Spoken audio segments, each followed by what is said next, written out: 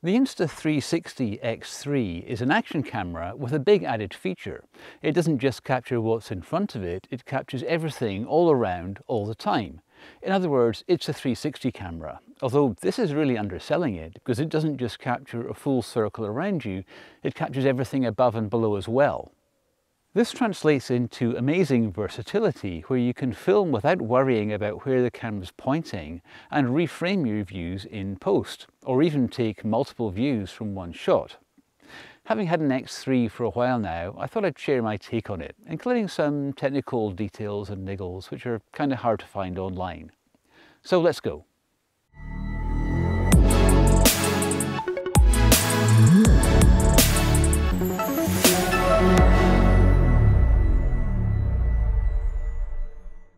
The X3 looks pretty much like what you'd expect from an action camera, except for the lenses sticking out from both sides. Each lens captures more than a 180-degree field of view. The X3 then stitches those two images together to create the full all-around spherical view. The fact that the two images overlap means they can play clever tricks when they stitch them together, like making the camera and the selfie stick it's attached to just disappear. This means you can capture images that look like there's a drone following you around, but without all of the bother and expense of an actual drone. So I'm going to take a closer look at the X3, and in particular look at some of the more niggling details like battery life, bit rates, record times, and so on. So to begin with, I'll give you a quick overview of my impressions of the camera. This might help you if you're on the fence about buying the X3. The camera basically feels fantastic. It's really compact and it feels really solid and well made. The port covers click firmly into place. The buttons are a little stiff and need a firm push, but once you get used to them, it's fine. The big thing to watch out for is the protruding lenses. For a 360 camera, this is really unavoidable, but it does mean that you need to be careful when you're handling the camera. Just putting it down on a flat surface could scratch a lens. If you're moving it around on the end of a pole, you need to be really careful not to bump into anything, like I did here. I do have the silicone lens cap, which is good, but it's another thing to carry around. I find that I can protect the lenses by just sliding the foam case partway down and still get access to the display, so that works for me. There are stick-on lens guards available, but I haven't tried those. The camera itself is claimed to be waterproof to a depth of 10 meters. The manual does stress that you need to make sure that all of the ports are securely closed and latched, and that all of the port seals are clean.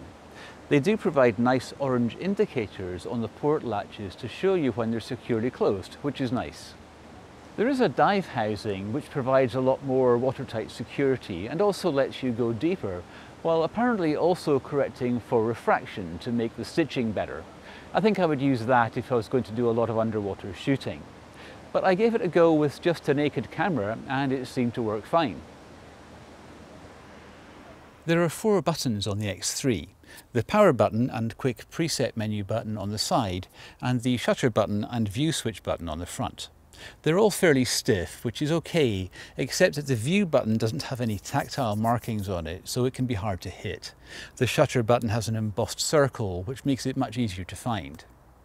The display is fantastic. It's nice and big and bright, and of course it's a touchscreen, which helps with navigating the user interface and panning around in your videos. The UI has a number of pages, but finding them all is pretty easy just by swiping in from the various edges. For video exposure, you can choose between auto and manual. The manual mode lets you control the shutter speed, ISO and white balance, but personally I've just been shooting in auto and it's been fine. You still get to choose your white balance and colour mode. The longest clip the camera can record is 29 minutes. After that it will stop and then restart again automatically. So you can leave it running, but your recording will be broken into 29-minute chunks, and there will be gaps of about 15 seconds in between the chunks. For an action camera, I think this is a pretty good compromise. Not many people will need to record more than half an hour at a time, but if you do, then this is something to bear in mind. The camera records to a micro SD card, which fits inside the battery compartment. Putting it in is a little fiddly. Getting it out again is very fiddly, and I couldn't do it without the help of a tool. So if you're planning to record lots of video, I would suggest one large memory card rather than several smaller ones.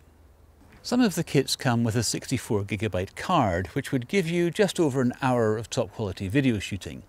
Personally, I use a 256GB card, which is probably way more than I'll ever need. But after all, they don't cost much these days. For speed, a V30 card should be fast enough for all the video modes. They do make the Quick Reader accessory, which plugs onto the side of the camera and lets you put your SD card into the Quick Reader instead of the camera. You can then pull it off the camera and plug it into your phone to quickly unload all of your videos. This could be an option if you want lots of storage that you can unload quickly.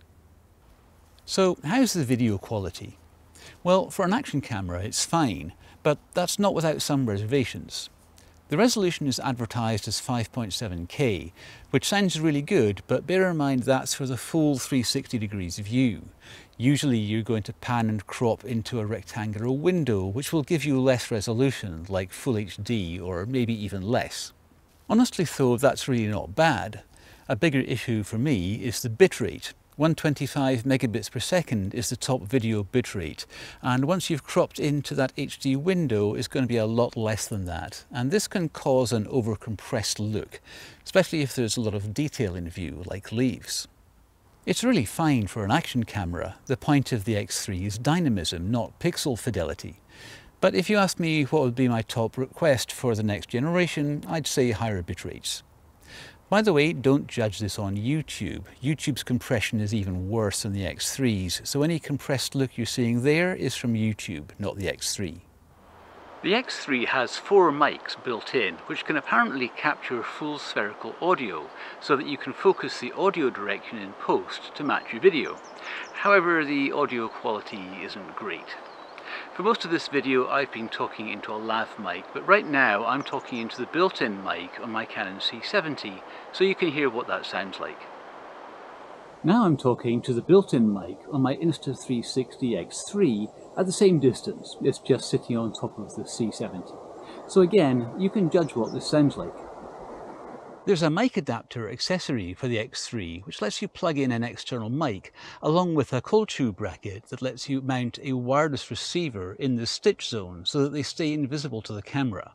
This is me now talking through the Rode Wireless Go to the Wireless Go receiver plugged into the X3.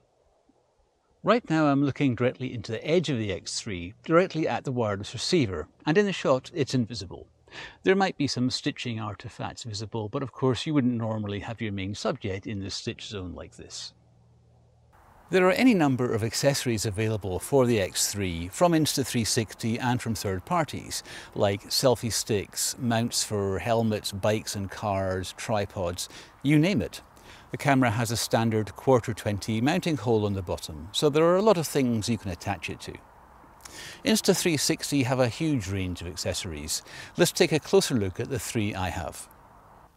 The 114cm invisible selfie stick extends from 23cm to 114cm. Add 9cm to get the distance to the lens. It's thin and light, feels solid and works well. They don't use twist locking for these sticks, which to my mind is a good choice. They're held in place just by friction. The 2-in-1 selfie stick and tripod extends to 105cm as a selfie stick, but as a tripod it rises to 108cm. It's a bit bulkier and heavier than the basic selfie stick as you'd expect, but again it feels really solid and well made. Just watch out for the legs pinching your skin when you fold them in. The best way is to collapse them by pulling up on the top ring.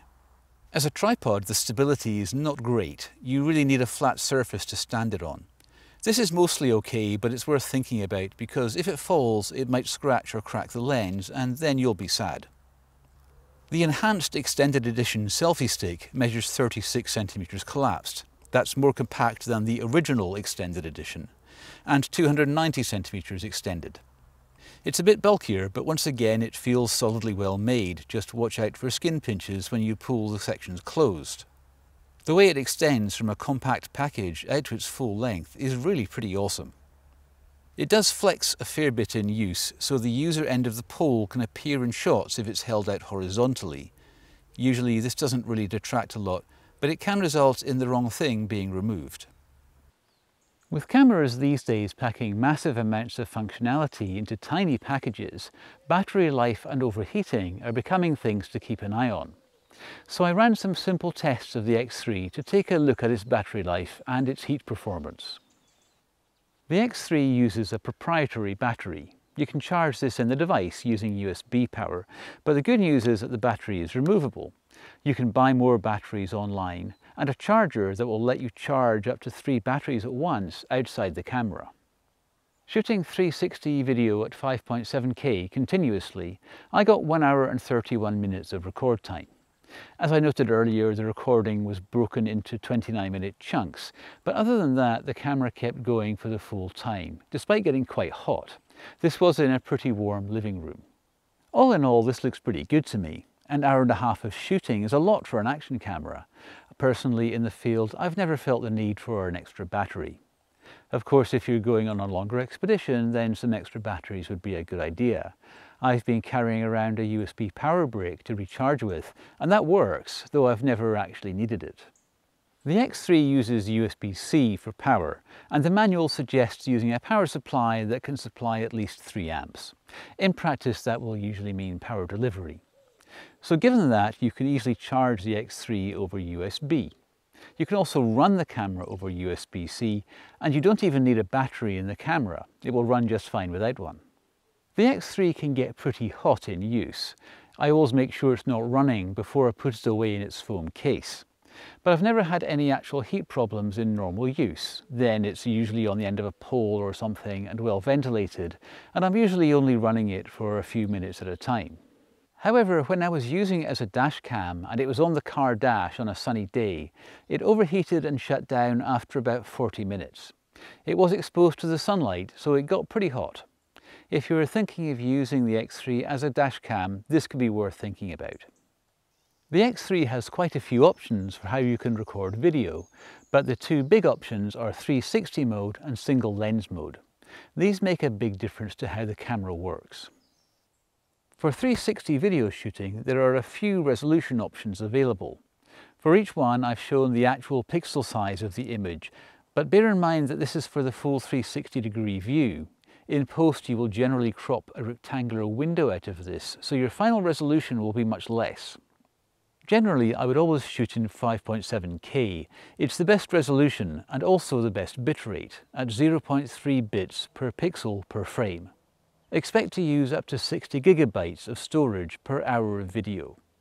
If you need slow-mo, then you can get 60 frames per second in 4K or 100 frames per second in 3K, but expect the quality to suffer. In single lens modes, the camera crops one of the 2 sensors, you choose which, to a rectangular field of view with options as to how wide that is. This essentially makes it like a conventional action camera. One plus is that it records video in MP4 format, meaning that it's ready to go straight off the camera. Bear in mind that in single lens mode, the pixel size is the final size of the rectangular video. So 4K single lens mode actually has the best resolution and bitrate overall, since 4K is for less than half the sphere. But compared to the flexibility and dynamism you can get in 360 mode, you certainly wouldn't be getting the best out of your camera. For single lens shooting, there are also an enhanced set of field of view options called FOV+. These modes don't stabilize in camera, and 2.7K is the highest resolution, but they do let you use some pretty useful bitrates. The field of view options go up to max view, which is wider than the regular single lens modes. So if you want extreme wide angles, this is the mode for you. There's a phone app for the X3, and it runs on iOS and Android. In fact, the app is mandatory because you can't activate the camera without it. The app, which is called Insta360, actually works really well, but the X3 website does recommend a fairly powerful phone to get the best out of the app. Once you're set up, you can of course use the camera on its own without the app running, but the app does provide some pretty nifty features, including editing. I'm going to look at editing in the next section, but meanwhile let's look at some of the other stuff. One great feature of the phone app is remote control of the camera. In this mode you can change all of the camera's settings and also see a live view, which is really handy if you have the camera up on a pole so that you can see what you're shooting. If you're in 360 mode, you can pan the live view around, as you'd expect. One thing the phone app does is update the device's firmware, which is really handy. You just run the app and it updates your camera's firmware and you're set.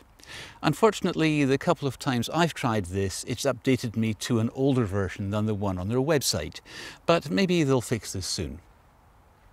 With a 360 camera, you can't just use any old video editor. You need to reframe your shots to get to regular video. Insta360 gives you some pretty useful choices here. You can review your clips on the X3 itself. You can browse through your clips, play them back, pan around while playing, and so on. And you can delete any clips you don't want. When it comes to editing, Insta360 gives you 4 ways to edit video. In the phone app, you can edit clips individually. You can pan around to set your angle of view and use keyframes to animate between different views. Once done, you can export your clip, for example, as an MP4. You could use this as is, or export it to a conventional editing app. The phone app also has story mode, where you edit a number of clips in a single timeline. If you have already worked on a clip in single clip mode, the edits you have made are carried over into the story mode. In the desktop app, you can load up multiple clips to work on, but for each clip you're essentially in single clip mode. There's no story mode.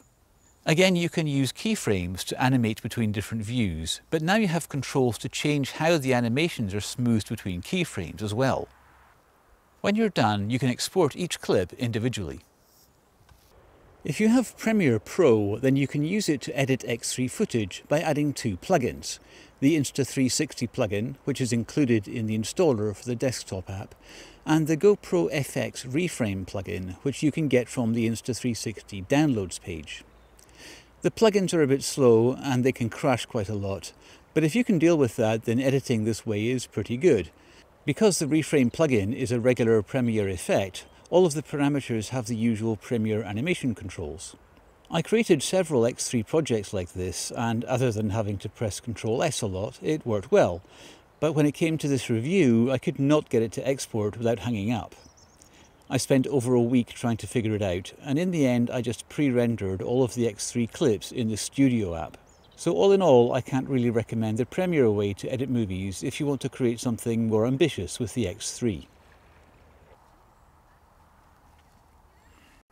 Of course, the camera does a bunch of things other than just video. In single lens mode, you've got photo, video, me mode, and loop recording.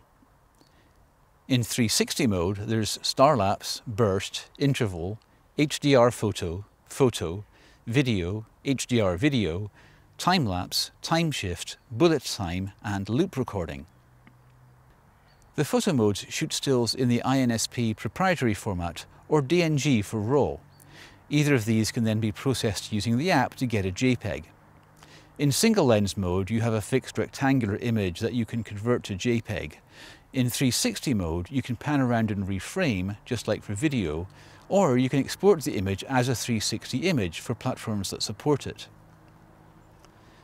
The stills in 360 mode go up to 72 megapixels. The raw DNG file in this mode is 140 megabytes, so be prepared for your software to struggle with these. As for the other modes, you can shoot a rapid burst of 9 images, capture stills at intervals from 3 seconds up to 2 minutes, and you can record a time-lapse movie with intervals down to 0.2 seconds and at up to 8K resolution. In the very short time I've had the X3, I've been really impressed by it. It has its limitations, but it does what it's designed to do, and it does it well. The biggest issue I have with the camera is the video image quality. The final resolution is around HD, but really that's not too bad. What's more bothersome is the compressed look that shows up if you have a lot of detail in the frame, like leaves. But really, for an action camera, the image is fine. It's not really about pixel peeping, but dynamism. That's what you should be focusing on, and if you do it right, that's what your viewers will be focusing on too. The X3 is all about creating exciting, immersive, dynamic video, and I think that's what it really excels at. There's certainly room for improvement. A story mode in the desktop app and better stability for Premiere users would certainly be nice, but these are things they can deliver in time. The camera itself is solid and does its job great, with decent battery life, waterproofing, ease of use, and of course superb carryability. You can easily stuff the camera, even with a selfie stick, in a backpack and just always have it along if anything cool happens. The only gotcha is those protruding lenses on both sides, and it's hard to see how they could do that differently. So overall, I give the X3 a big thumbs up. In any case, I hope this video has helped you to understand it a bit, and thanks for watching.